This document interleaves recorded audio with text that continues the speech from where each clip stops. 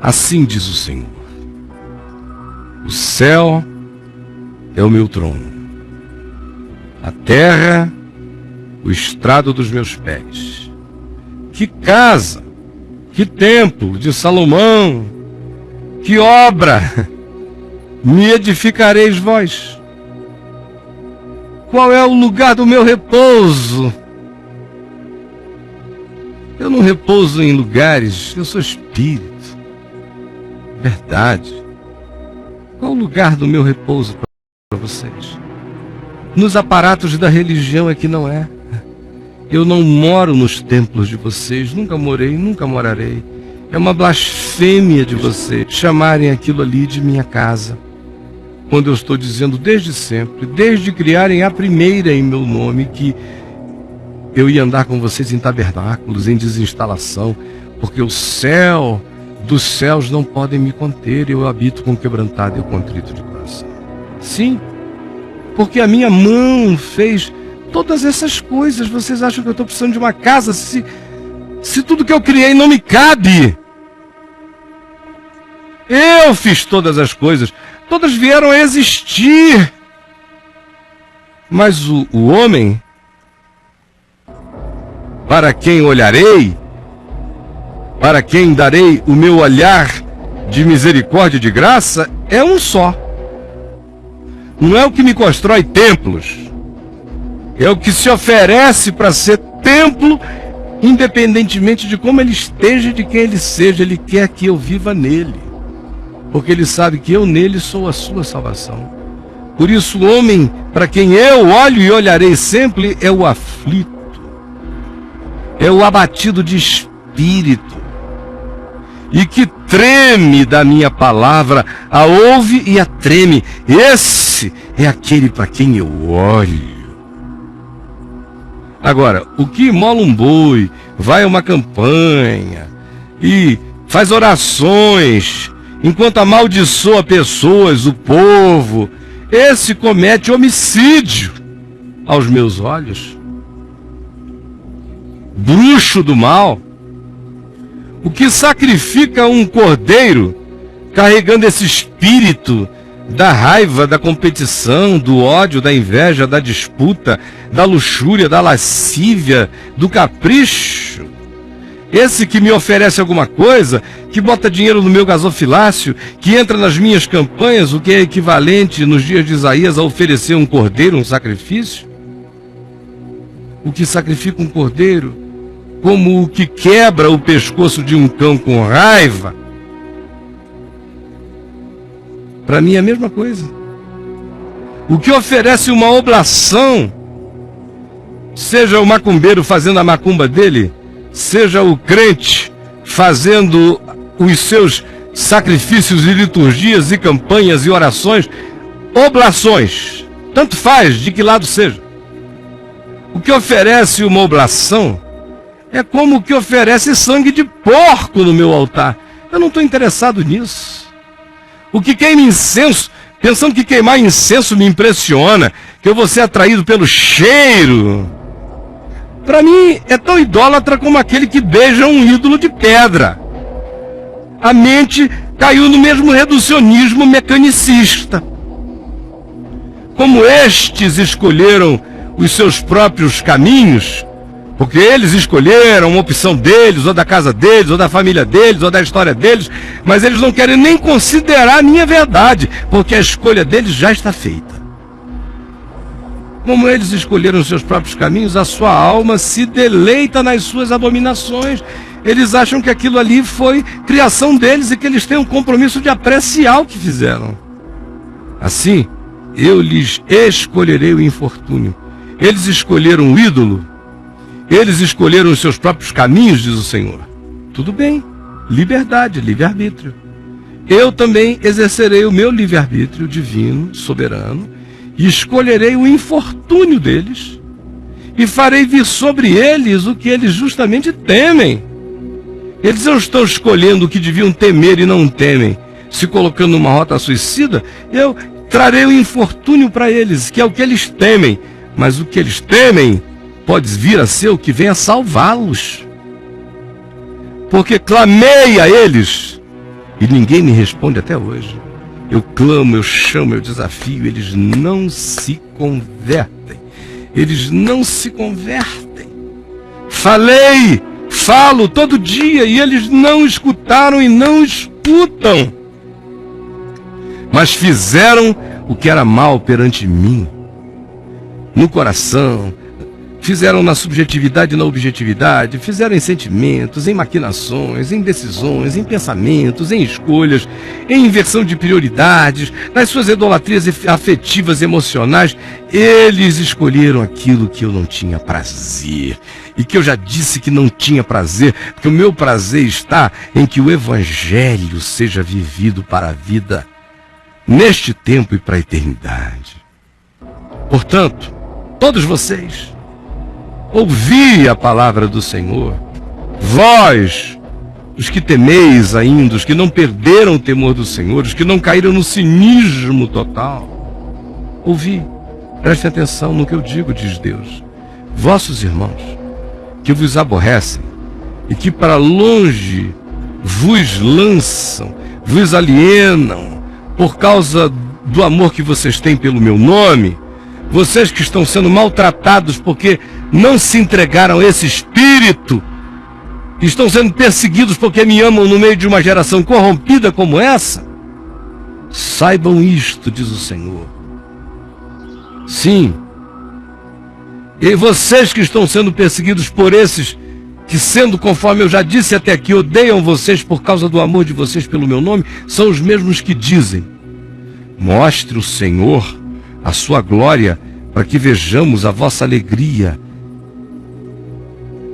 Mostre o Senhor a sua glória na vida de vocês, para que a gente veja a vossa alegria, como um rapazinho, coitado, que escreveu hoje lá no meu mural no Facebook, eu não sei nem a propósito de quê, nem me lembro, uma tolice.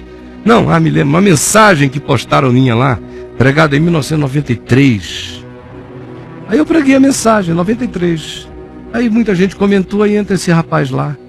Se escuta, aí ele entra assim, mordendo e assoprando. Caio, eu admiro você, de vez em quando estou por aqui. Agora, queria saber o seguinte, Caio, você que prega o Evangelho, quais os sinais de curas e milagres que você tem para apresentar, para corroborar a validade do seu ministério? Rapaz, eu falei, meu Deus, ele quer que eu seja um insensato que eu não serei. Ele que chega na eternidade para Deus contar para ele tudo que fez através de mim, onde ele quis e está fazendo hoje, mas de mim não tem resposta, esse estulto. Segunda coisa, quase eu respondi o texto de João falando de João Batista. Falei, não, ainda é estultice, ele não merece nem o texto de João falando de João Batista, de tão estulto que ele é.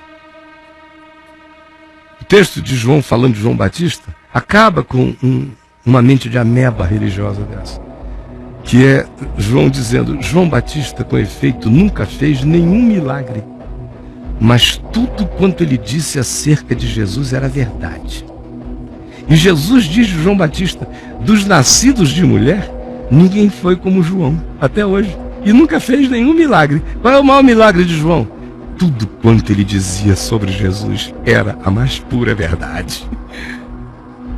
E o povo até hoje não entendeu. Isso não é para falar de milagre, não. Milagre tem a 3x2, mas eu não conto para ninguém que o Senhor tem a glória.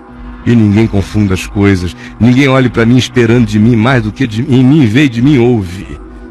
Nunca entrarei na promoção dessa hipocrisia carismática em nome de Jesus. Nunca. Nunca entrei, nunca entrarei. Sim, diz o Senhor a esse povo.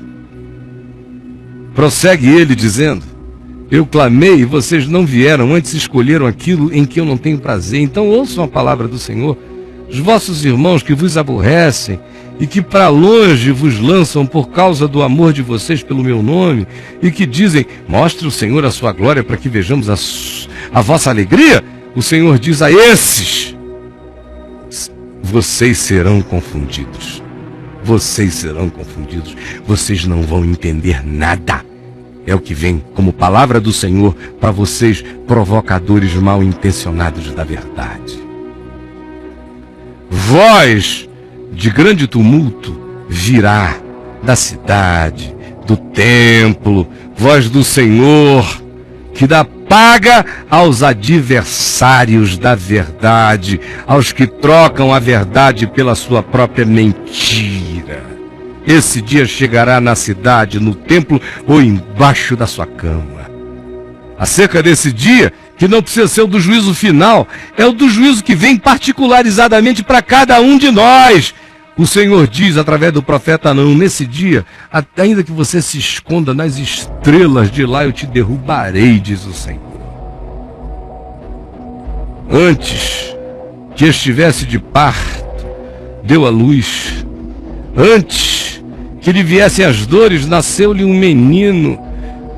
Vai ser surpreendido pela subtileza do que Deus vai fazer, já que você adia, ouve a palavra e não a acolhe. Você vai parir o que vai lhe assustar. E até o tempo que você acha que poderia vir a ser o da calamidade, chegará prematuramente para você, como chega para todos os que adotam essa luta, espírito da verdade, que conhecem, acerca da qual não são ignorantes, são apenas obstinados e duros de coração. Quem jamais ouviu tal coisa? Quem ouviu coisa semelhante? Pode acaso nascer uma terra num só dia? Ou nasce uma nação de uma vez só, assim, num estalar de dedos? Pois o meu povo, antes que lhe viessem as dores, já deu à luz aos seus filhos, e deu à luz a filhos prematuros, de uma vez só, na subtileza dos choques do juízo. Acaso farei eu abrir a madre, e não hão de nascer? Diz o Senhor. Acaso eu faço nascer? Acaso eu que faço nascer fecharei a madre? Diz o teu Deus. O que o Senhor está dizendo é: o que eu começo, eu termino. É isso que Deus está dizendo. Eu abri a madre, vai nascer. O que eu começo, eu termino. O que eu começo, eu termino. Tem muita gente brincando de postergar, de adiar, de reagendar a vontade de Deus, consciente nas suas vidas, ad eterno. Como eu conheço gente que vem adiando. O cara entende, aí ele diz: não, mas não está hora, ainda tem muita gente para eu comer, ainda tem muita gente para eu roubar. Eu ainda não dei para todos os rapazes da minha idade que eu tenho vontade de dar. Não é desse nível a basicalidade. Você está surpreso? É nesse nível. O cara ouve o evangelho, ele entende. E olha, você pensa que ele vem com uma discussão de sentido da vida. Não. Ele viu que é verdade, mas ele diz: eu, time out, não peguei todo mundo ainda. Ele nunca vai pegar todo mundo, porque quem quer que adie qualquer consciência do evangelho por causa disso, vai ficar cínico. E vai continuar assim para sempre. Eu às vezes vejo meninos choram o evangelho, mas eu morro de medo. Morro de medo de encaretar, porque a referência que tem é a religião, é a igreja. E aí morrem de medo de encaretar, dizendo: eu não quero Jesus porque eu não quero virar crente. Nem eu, olha, vê se eu tenho cara de crente, meu Deus. Graças a Deus eu nunca consegui ser crente, eu só consegui ser cristão a vida inteira. Crente nunca consegui, não dava para ser crente. Dava para crer no evangelho, dava para morrer pelo evangelho, dava para amar todo mundo e se sacrificar pelo evangelho em amor, mas para ser crente não dava. Tinha que suicidar a mente, a alma, a razão, o bom senso, o equilíbrio, o gosto, a estética universal para conseguir entrar naquela loucura ali. Não dava. Não dava. Mas tem gente que, porque confunde o evangelho com essa bagaceira, com cheiro de incenso, de vela e de moralismos satânicos, diz: eu não quero o evangelho porque eu tenho que esperar eu ficar mais velho, eu tenho que esperar ter achaques na vida, para depois que eu desistir de tudo eu entrar nessa. Isso é o tempo todo. É tão básico que dá até vergonha de dizer que a maioria sofre disso. Sofre disso. Como eu já vi, por exemplo, empresários inteligentes que me disseram: olha só, reverendo Caio, isso é na década de 70, de 80, de 90. Olha só, tudo que você prega sobre o evangelho é verdade. mas eu vou ter que adiar o meu compromisso um tempo, porque eu ainda cometo muitos ilícitos empresariais que ainda não fecharam a minha conta para eu ter independência e poder trabalhar tudo no limpinho sem me preocupar com o dinheiro. Eu vou ter ainda que dar umas, aí eu dizia, umas roubadas. Não, são ajeitos, zonas cinzentas, não sei o que é para poder faturar muito. Então eu digo, legal, mano, tudo bem, você está tendo essa disposição de consciência, agora pode ter certeza que toda vez que a verdade do Evangelho chega na gente, eu não estou falando que a Receita Federal é a vontade de Deus. Acho que tem muita lei injusta para todo lado, leis de tarifação, de impostos, leis votadas todo dia. Tem injustiça na Constituição, tanto quanto tem injustiça nas decisões desse Congresso doido todo dia, como o Supremo Tribunal Federal também comete as suas injustiças e loucuras e adia a justiça para outra hora. Esse é o mundo. Agora, quem entendeu o Evangelho perdeu a chance de dizer: deixa primeiro que eu sepulte o meu pai. Deixa primeiro que eu coma as 16 meninas que eu não comi ainda. Deixa primeiro, Senhor, que eu fico com aqueles 2 meninos, depois eu prometo que eu arranjo um filho de um pastor, fico noivo em casa. Deixa primeiro eu me refastelar disso aqui, depois eu prometo que eu santifico tudo no dízimo e serei um cara muito legal. A maioria das pessoas estão nessa. Deixa primeiro. Que foi o que aconteceu com Jesus. Sepultar meu pai, deixa primeiro visitar meu campo. Acabei de casar, vou ter que ir para não sei aonde. É sempre deixa primeiro. Não vai dar agora. Tem muita gente dizendo, não vai dar agora, Jesus. Muita gente dizendo. A minha pergunta a você hoje, que já ouviu o Evangelho e não se engajou nele, é esta, 2 pontos. Minha pergunta a você hoje, que já ouviu o Evangelho e não se engajou nele, é esta, 2 pontos. Você deliberadamente atrasa, porque tem consciência da profundidade dos compromissos, e covardemente você fica dizendo um dia depois do outro, não vai dar agora ainda, Jesus, mas me ajuda para que chegue o dia em que dê? Transferindo para Deus criar em você, inclusive, o dia que isso possa acontecer? A responsabilidade é sua. Por isso é que Jesus disse, quem tem ouvidos para ouvir, ouça. Quem tem olhos para ver, veja. Quem tem coração para discernir, discerna. Se percebeu, não tem mais desculpa. Se enxergou, não dá mais para dizer que apagou da mente. Por isso é que Pedro nos diz, melhor nos fora nunca termos conhecido o caminho da verdade, do que depois de conhecê-lo ficar dizendo, não dá agora, Jesus. Deixa-me primeiro. Porque aquele que, tendo posto a mão no arado, que tendo vislumbrado o significado do reino, olha para trás, não é digno do reino de Deus. E aquele que, tendo tropeçado no tesouro no campo, e que não sai cheio de alegria, vende tudo que tem, compra aquele campo, não é digno daquilo que recebeu de graça, ou seja, o tesouro sobre o qual ele tropeçou no campo, porque não quis nem fazer o esforço humano de vender o que tinha para comprar o campo e ter o tesouro de graça, o tesouro que valia eternamente mais do que o campo. Mas o sujeito não quer vender o que tem para comprar o campo e toma posse do que não tem preço, do que é eterno, do que é graça pura, e vai adiando. E vai postergando, e vai se infelicitando, até que chega o ponto em que os complexismos da vida, as coisas se calamitaram tanto, houve tanta desconexão, que quando a ficha cai, você vai apenas com a sabedoria agora adquirida passar o resto da vida fazendo gestão. Porque enquanto era dia, você não quis fazer as escolhas da bondade, do amor, da simplicidade de Deus, as escolhas da vida. Então responda, por quais motivos você deliberadamente atrasa o bem do Evangelho na sua vida? Me diga, o que é? Covardia, medo? É porque você tem medo de encaretar? Porque você confunde ainda Evangelho com religião? Me conte, abre o coração, ninguém tem que se identificar, só tem que ser sincero. É só o que eu peço. Enquanto você escreve,